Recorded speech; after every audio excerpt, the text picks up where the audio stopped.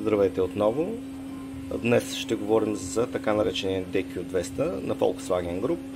Така, става дума за следното, че тези модули, тези мехатроници, те могат да бъдат ремонтирани без абсолютно никакъв проблем и няма никакво притеснение в това колко здрави ще бъдат, колко време ще работят, но всичко зависи от това дали имаме достатъчно знания, кое трябва да се подмени, кое трябва да се остави и така нататък.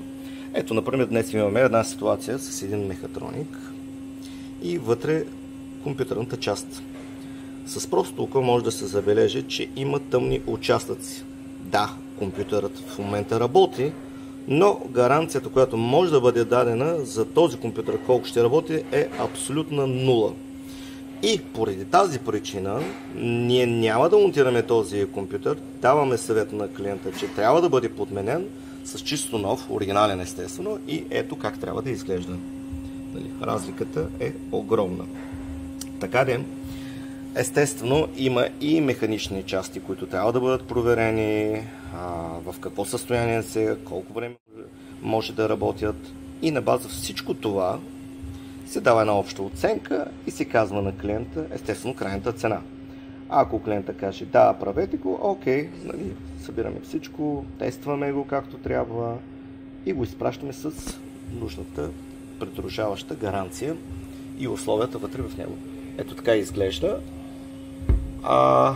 По принцип показваме и какво масло трябва да се сложи.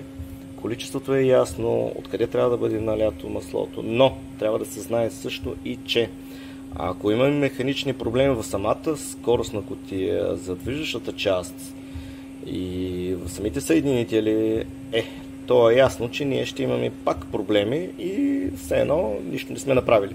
Така че всичко технически трябва да бъде изрядно и така по този начин клиентът ще може да си управлява автомобил безпроблемно дълги километри, както се казва.